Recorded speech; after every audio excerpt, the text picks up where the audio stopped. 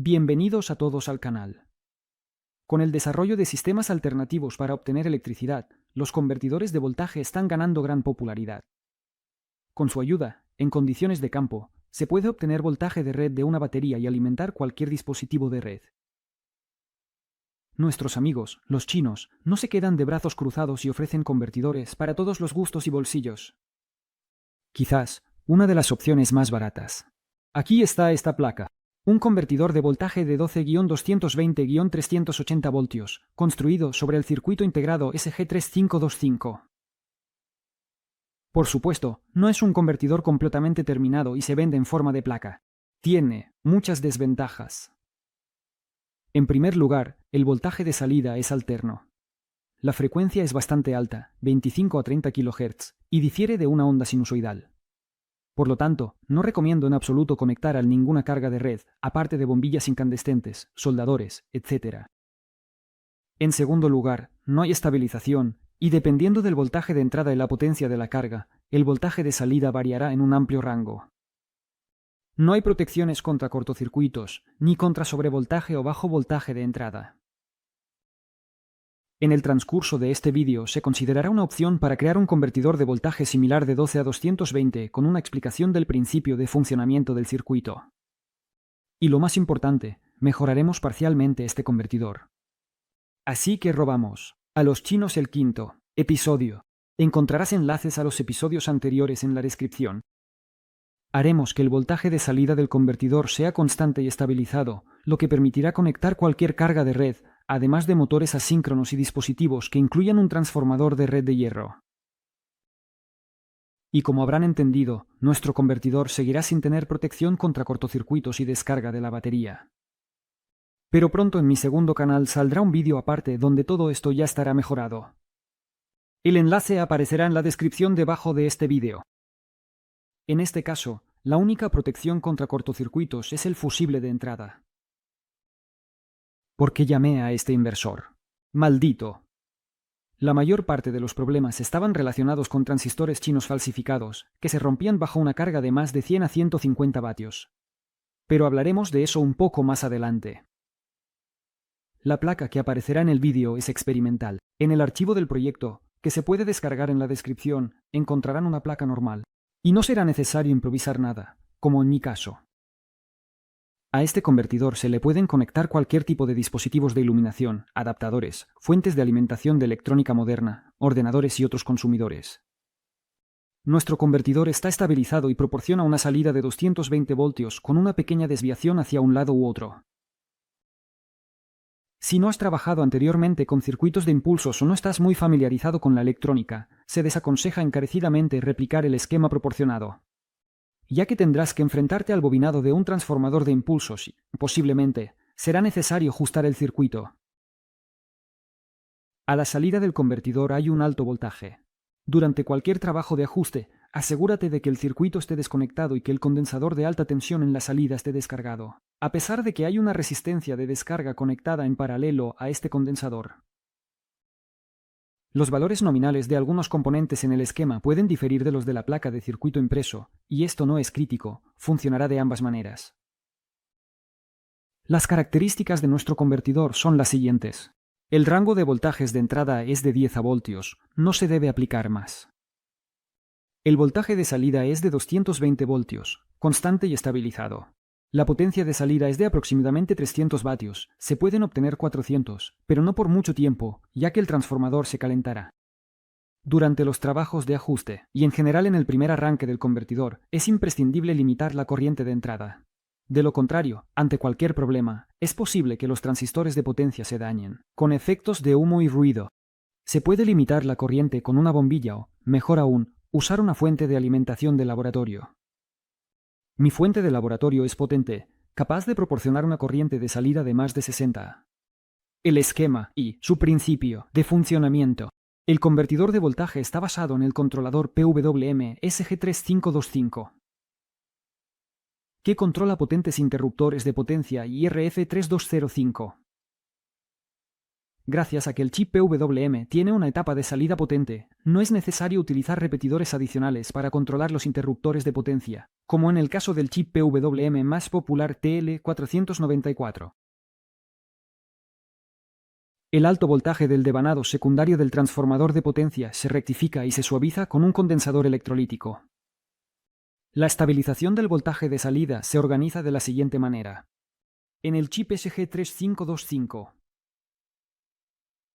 hay un amplificador de error que se utilizó en el circuito de retroalimentación de voltaje. Al terminal no inversor del amplificador de error llega, a través de un divisor, un voltaje de referencia que es generado por la fuente de referencia interna del chip PWM. Al terminal inversor del amplificador de error también llega el voltaje desde la salida de la fuente de referencia, pero no directamente, sino a través del transistor, del optoacoplador. El LED del optoacoplador está conectado en serie a través de un resistor ajustable con diodo Zener a la salida del convertidor. Esto funciona de la siguiente manera.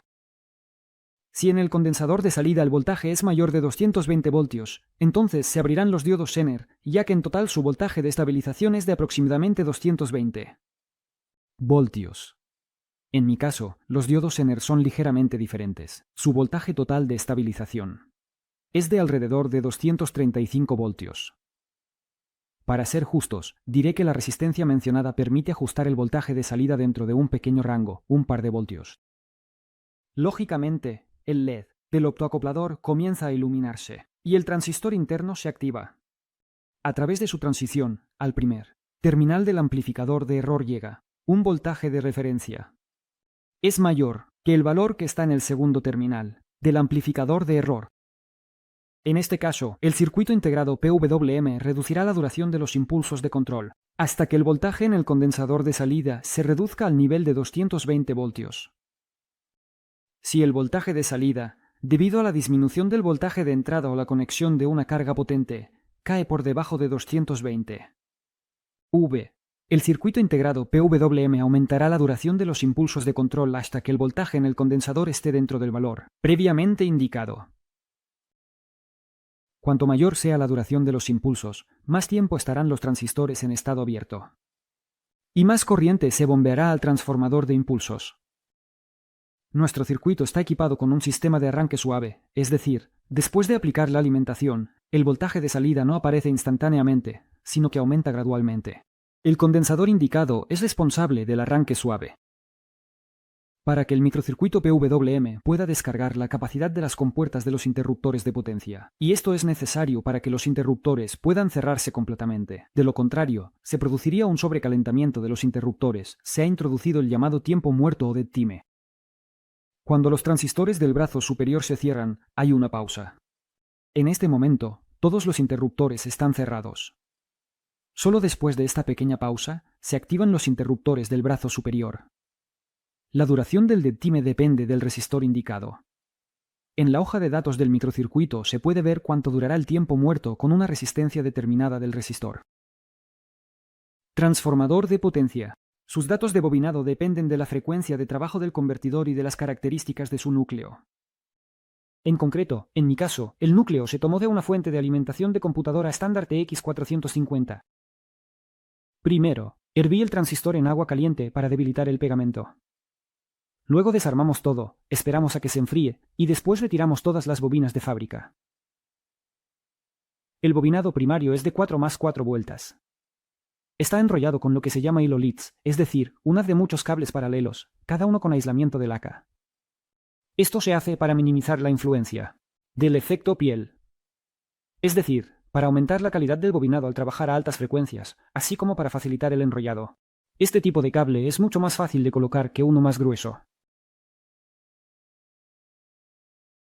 Después de enrollar, colocamos aislamiento en varias capas. En mi caso, el aislamiento es cinta de Kapton. Y encima enrollamos el bobinado secundario. En mi caso, está enrollado con un cable de mm. La cantidad de vueltas, quién sabe cuántas. Olvidé escribirlo en el guión. Los transistores de potencia se instalan en un disipador común, y no olvidemos aislar los interruptores con almohadillas térmicas y casquillos de plástico. Pero ahora probemos nuestro convertidor en acción. Aplicamos 12 voltios en la entrada y en la salida, como vemos, alrededor de 235. De nuevo, recordaré que mis diodos Zener son ligeramente diferentes, de ahí el voltaje más alto. Pero no es un problema, los electrodomésticos se pueden alimentar sin problemas. Comprobemos la estabilidad del voltaje de salida bajo carga con una lámpara incandescente de 150 vatios. Y, como vemos, el voltaje de salida no cambia, la estabilización funciona perfectamente. La corriente en vacío del convertidor cuando se alimenta desde una fuente de 12 voltios es de solo 80 a 100 mA. Muy a menudo, en mis proyectos caseros, uso intencionadamente transistores falsos. Y todo porque durante los trabajos de ajuste y durante los experimentos se pueden quemar cualquier transistor, incluidos los originales, y estos últimos son caros. Ya que todo va a terminar en la basura, no vale la pena pagar de más por el original. Solo deben insertarse después de haber ajustado completamente el circuito, lo cual hice. Ahora, ante ustedes, hay imágenes donde el convertidor está funcionando con transistores originales, y se le ha conectado una lámpara incandescente de red de unos 300 W, más o menos el margen de error del fabricante. Y luego, sucedió esto.